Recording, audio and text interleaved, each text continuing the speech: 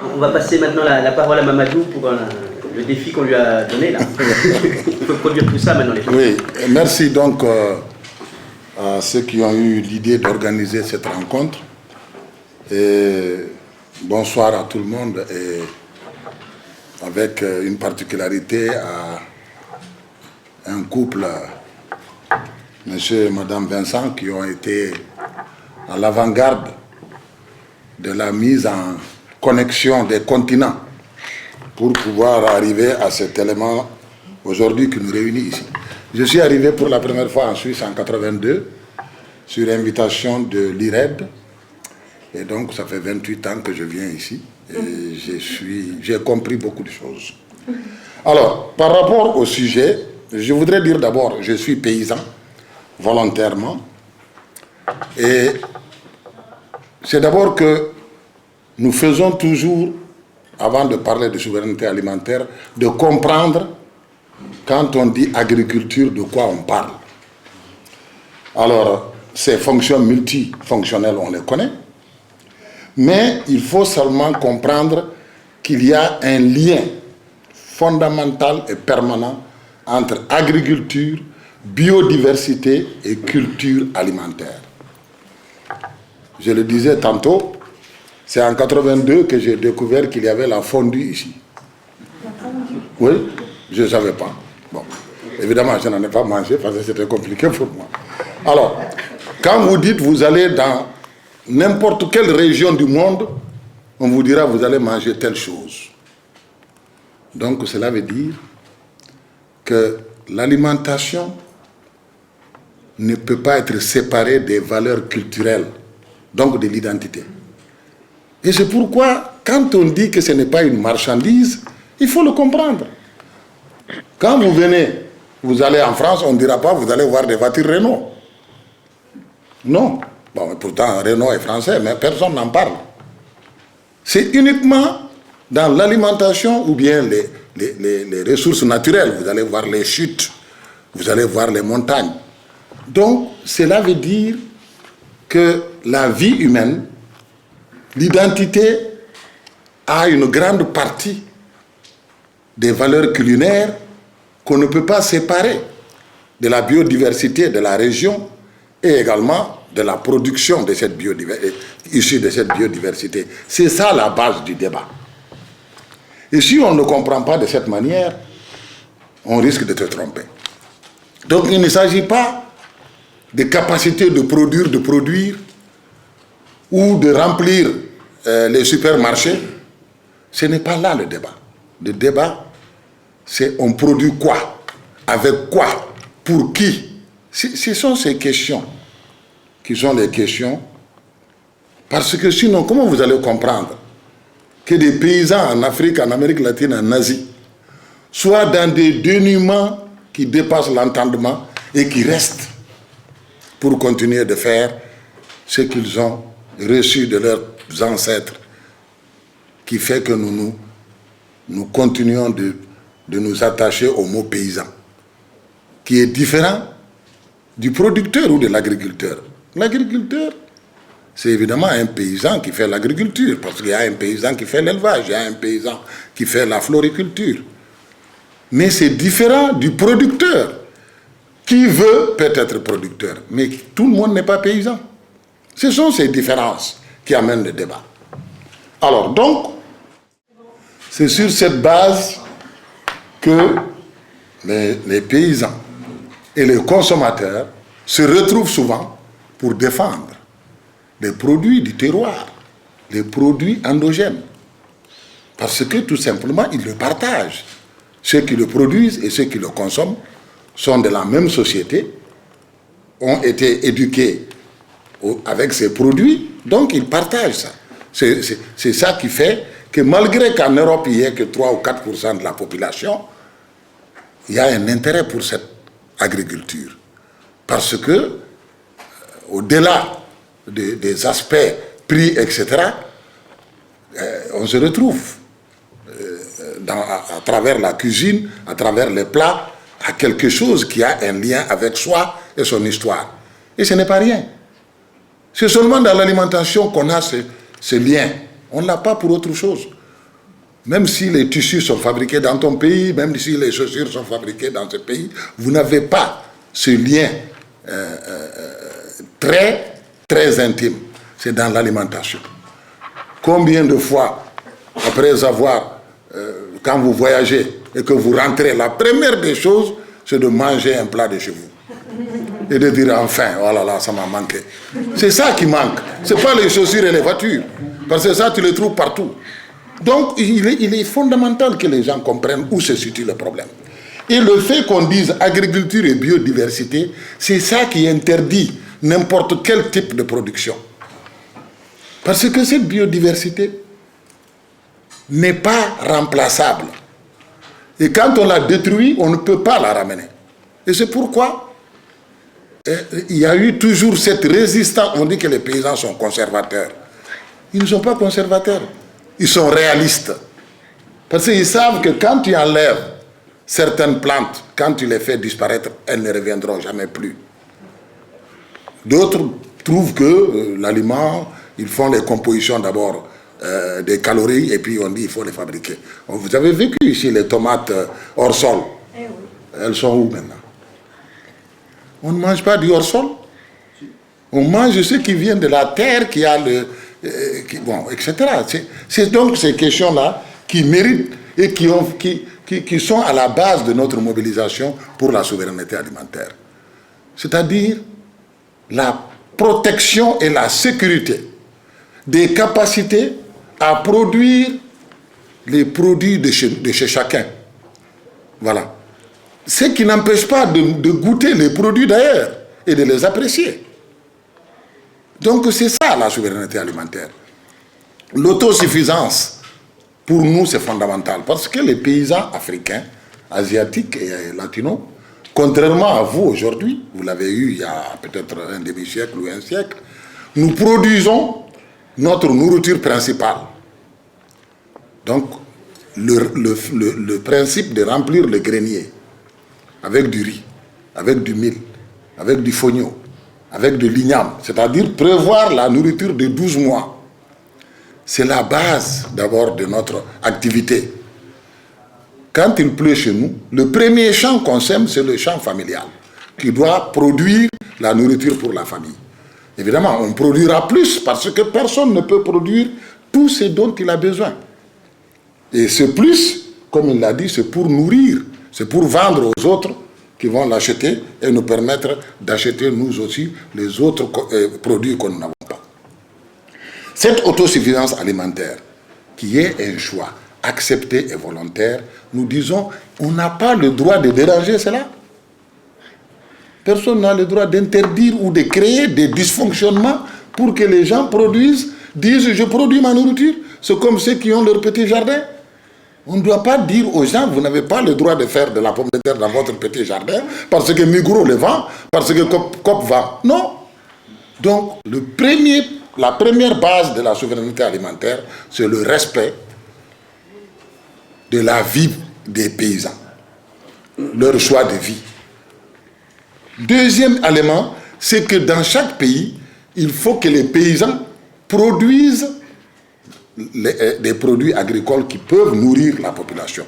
Là, on dépasse l'autosuffisance, on arrive à la sécurité alimentaire. Et maintenant, la responsabilité de l'État, représentée par un gouvernement, c'est de créer les mécanismes qui ne dérangent pas cela. C'est-à-dire de ne pas faire comme ce qui s'est passé chez nous. Qu'est-ce qui s'est passé chez nous? Quand il y a eu la crise mondiale, 1973, la sécheresse également la même année, il y a eu rapidement presque cessation de paiement dans beaucoup de pays à cause du surendettement, etc., etc. Et ils ont fait appel à la Banque mondiale et au FMI pour régler le problème. Première décision, vous dépensez beaucoup plus que vous ne gagnez, donc il faut diminuer les dépenses. Mais un accent particulier à l'agriculture et au développement rural, parce que vous avez trop de petits paysans, comme il le dit, 1 hectare, ils ne sont pas compétitifs, etc. Mais vous ne devez pas vous inquiéter parce qu'il y a des produits à bon prix qui vont venir. C'est là où ils ont commencé. Ces produits à bon prix, on les trouvait où? En Occident, aux États-Unis. Parce qu'ils avaient des vraies politiques. Ils soutenaient leur agriculture. Nous, on nous dit qu'il faut arrêter ça. Il faut aller au marché. Voilà, la crise a commencé là. 82 pour certains, et tout le monde à partir de 86. Et donc, comme il l'a dit, les bouches ont appris à manger autre chose que ce qu'ils mangeaient. Il n'y a pas un être humain normal qui refuse de manger des produits de son terroir. Mais effectivement, comme ce n'est pas cadeau, vous ne pouvez payer que ce que votre bourse vous permet. Et on a ouvert nos marchés au dumping. Voilà. Même l'Asie subventionne son agriculture à 95%. Donc, le riz venait tranquillement. Ce n'est pas du riz de qualité. C'est même, il n'a même pas de valeur marchande. On ne connaît même pas la qualité parce qu'on ne sait pas la durée du stockage, etc. Et donc, on a abandonné l'agriculture, l'élevage, etc. au profit du bon prix, comme on le dit. Et on a mis l'accent sur les produits d'exportation. Café, cacao, banane, ananas, arachide, pour pouvoir rembourser la dette. Le surendettement, qu'on a payé, je ne sais pas, 4, 5, 10 fois. Voilà les réalités.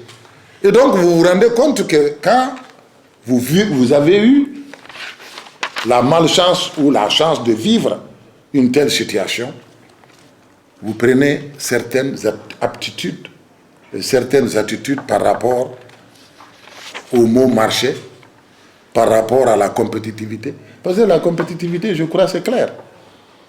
Quand vous allez à la course, vous trouvez des chevaux. Vous n'avez jamais vu des chevaux et des ânes mélangés en train de faire une course. La compétitivité est fondée sur qualité égale, valeur égale, capacité égale. Alors, au nord, on a 45 milliards d'euros par an par l'Union européenne pour soutenir son agriculture, que je peux comprendre et je ne condamne pas. Mais les pays membres de l'Union européenne et les États-Unis sont les propriétaires de la Banque mondiale et du FMI et ils leur donnent des instructions pour nous empêcher, nous, de nous occuper de la majorité de nos populations. Au moment où on faisait l'ajustement structurel, les paysans étaient 70% de la population en Afrique. On les a sacrifiés. Quand il y a eu la crise de vos banques l'année dernière, on a parlé de 300 000 emplois. On a vidé les budgets nationaux pour protéger 300 000 emplois. Chez nous, on nous a empêchés de nous occuper de la vie de millions et de millions de personnes qui produisaient 60 à 80% du PIB de nos pays. Voilà la folie. Et donc, face à cela, comme on le dit, étant donné que le suicide collectif est interdit, les gens ont commencé à se dire, mais il y a quelque chose qui se passe. Mais pourquoi cette situation a pu se faire en Afrique sans la guerre civile? Parce que à l'indépendance jusqu'en 80, nous étions dans des partis-États. Il y avait un seul parti qui était la même chose que le gouvernement. Et donc, les gens n'étaient pas dans une situation comme celle qu'on a aujourd'hui. Les réunions étaient compliquées, il n'y avait pas de liberté de presse, les gens ne pouvaient pas s'exprimer. Et tout cela au nom de la construction nationale, qu'il fallait qu'on soit un pour construire le pays. Mais dans ce principe d'être un, la majorité a travaillé et la minorité a bouffé. C'est ça qui n'a pas marché. Et donc, rapidement, nous avons les paysans, quelques paysans, ont commencé à se dire cette situation, ça ne peut pas se régler. On ne peut pas régler cela par l'immigration, que tout le monde s'en va. On ne peut pas le régler en accusant Dieu, le pauvre qui ne mange pas, qui ne fait pas de champs, qui ne vend pas. On ne peut pas dire que c'est Dieu. C'est une affaire entre nous et il faut qu'on commence à réfléchir. Et c'est là la base du mouvement paysan autonome. Parce que le gouvernement, dans le tout État, avait même prévu la manière dont les gens doivent s'organiser. Vous êtes pêcheur, coopérative, éleveur, coopérative, et du village au niveau national, et tout cela est confié à l'administration. Donc voilà, nous étions, après que les populations se soient battues pour l'indépendance, On a dit qu'il faut demander aux Blancs de partir pour que nous puissions être nous-mêmes les enfants des paysans et des Africains. Formés par les Blancs, ont remplacé les Blancs, pire que ce que les Blancs faisaient, parce qu'ils nous ont empêché la base de la vie, c'est-à-dire de produire et de manger ce que nous produisons. C'est ça. C'est quelque chose de calculé. Que la Banque mondiale le demande, je peux le comprendre. Mais pourquoi les autorités africaines l'ont accepté? C'est quand même une irresponsabilité. On n'abandonne pas son peuple. Et c'était un abandon. C'est ça qui a été le problème de fond. Et qui a fait aussi la rupture entre les peuples et les dirigeants. La confiance est cassée.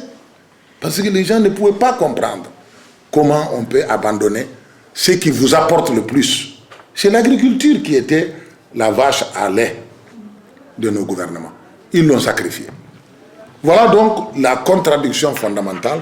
Et vous comprenez donc que quand nous sommes organisés, c'était pour dire qu'il faut régler ça. C'est ce qui fait que la souveraineté alimentaire, pour engager le gouvernement à ne plus vivre cette situation, c'est ça le nouveau combat des paysans. Alors rapidement, je vais vous donner un exemple. L'Afrique de l'Ouest, ma région, est une région de 6 millions de kilomètres carrés où nous avons 500 millions d'hectares de terres arables, sur lesquels il y a 214 millions de terres agricoles et le reste, pâturage et forêt. Il pleut 1000 milliards de mètres cubes d'eau par an et nous sommes 40% en insécurité alimentaire. Mais c'est de la folie. Point. Même si chacun travaillait sur 1 mètre carré, on doit pouvoir nous nourrir. Mais il ne faut pas qu'on se trompe. Le paysan, il ne peut pas produire s'il ne peut pas vendre. Ce n'est pas possible. Il peut produire pour se nourrir, mais la différence, il faut qu'il gagne. Nous sommes le seul groupe humain, je vous dis, des paysans africains. Quand nous produisons beaucoup, nous perdons. Quand nous produisons peu, nous perdons. Quand nous produisons peu, ils ouvrent les marchés. Nous sommes inondés. Quand nous produisons beaucoup, les prix tombent parce que c'est l'offre et la demande. Dans ce contexte, quel être humain peut être performant? Qu'est-ce qui s'est fait ailleurs? C'est des prix planchers, c'est des quotas. Regardez, l'Europe avait le quota de lait. Quand il l'a enlevé, vous avez vu, les rues ont chauffé. Vous-même ici, vous avez vu. On a arrosé le pays de lait. C'est pour vous dire que l'agriculture ne peut pas se faire sans soutien, sans régulation. Voilà la réalité. Et nous avons vécu 25 ans sans soutien, sans régulation, abandonnés de tout le monde. C'est ça, la réalité de l'Afrique. Et donc, nous sommes aujourd'hui, Dieu merci, dans une autre dimension qui a pu se faire grâce à l'organisation des paysans. Et on ne peut pas parler de l'organisation des paysans africains sans les complicités avec des ONG du Nord, avec des institutions, avec des gouvernements comme celui de la Suisse et d'autres. Parce que tout simplement, évidemment, heureusement, que dans tout peuple, dans l'humanité, il y aura toujours des gens bien et d'autres qui, bon, on ne va pas donner des qualificatifs, mais en tout cas, nous avons pu, avec des Européens, avec des Américains, relever ces défis. C'est-à-dire qu'on ne peut pas demander à un peuple de faire moins que ce que vous voulez pour vous-même. Donc, il faut des politiques agricoles préparées entre les paysans et les gouvernements. Et c'est ça que nous avons réussi. Nous avons maintenant une politique agricole régionale en Afrique de l'Ouest dans laquelle c'est indiqué que l'agriculture familiale est importante et qu'il faut la protéger et la moderniser. Et le deuxième élément important que nous avons trouvé, c'est que la souveraineté alimentaire doit être assurée. Mais ce n'est pas contre les produits du Nord, ce n'est pas contre le marché. Mais le grand marché chez nous, ce n'est pas Genève, ce n'est pas le Texas. Chez nous, ceux qui connaissent l'Afrique, ce sont les marchés hebdomadaires. C'est là où on vend nos produits. Mais ces marchés hebdomadaires, il faut avoir des bonnes routes pour y arriver. Il faut avoir des magasins de stockage, les infrastructures pour les marchés. Et il faut avoir le courage, il l'a dit, il faut que nous fassions comme l'Occident. L'Europe et l'Amérique ont protégé leur marché pendant 50 ans. C'est quand ils ont fini et qu'ils ont négocié entre eux pour savoir qu'il n'y a plus de problèmes graves, ils ont dit qu'il faut faire l'OMC pour que tout le monde se mette d'accord. Le premier principe de l'OMC est contre l'Afrique. Le niveau de protection de chaque pays doit être en relation avec son niveau de développement. Moi, je suis nul, je suis à développement 1. Les autres sont à 100. On dit que vous pouvez vous protéger, mais il faut que ça soit conforme à votre niveau de développement. Mais ça, c'est une insulte. Au nom de quoi je vais accepter ça? Et vous allez rire encore pire, parce que pour signer le GATT à Marrakech, les 77 pays ACP étaient représentés par un ambassadeur, celui de Mauritius. Et quand il a posé des questions, ils ont dit non, c'est un document, c'est le tout ou rien. Et il a signé, on dit que nous avons signé. On a signé quoi? 24 000 pages en anglais, c'est ça l'OMC. Vous voyez les problèmes? Nous sommes en train de nous débattre pour pouvoir produire notre nourriture. Nous sommes en train de nous débattre pour avoir des gouvernances, que nos responsables puissent être redevables aux populations. Nous sommes en train de créer notre propre vision du monde dans lequel nous voulons vivre. On nous amène dans le GATT, dans l'OMC. Ce n'est pas notre affaire.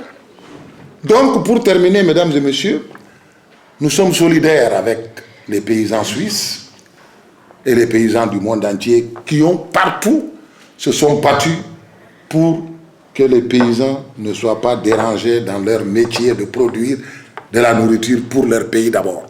Il n'y a pas un paysan qui va commencer à te dire « moi je vais produire pour vendre hors de mon pays ». Il n'y en a pas. Et les populations de tous les pays du monde veulent aussi continuer de manger une bonne partie des produits de leur terroir. C'est ça les principes élémentaires de la vie. On n'a pas besoin de beaucoup de discours parce que c'est dans le sang. On est nourri par les produits du terroir, même si on mange de temps en temps d'autres produits. Alors vous comprenez donc, nous avons conclu pour dire deux choses. Partout où il y a la famine, c'est un crime des autorités politiques contre les peuples. Parce que tous les gouvernements du monde ont des ressources pour éviter la famine chez eux. Surtout chez nous où il y a la terre, l'eau, etc. Donc nous pensons qu'à travers ces quelques minutes, nous pourrions échanger pour savoir que l'avenir, les Africains et notre combat, c'est de dire nous n'accepterons plus que les gens nous connaissent mieux que nous-mêmes et qu'ils nous aiment plus que nous-mêmes. Parce que tout le monde a dit, après de longs débats, que l'Afrique est le berceau de l'humanité. Donc on doit avoir quelques éléments pour nous permettre de savoir ce qu'il nous faut. Merci.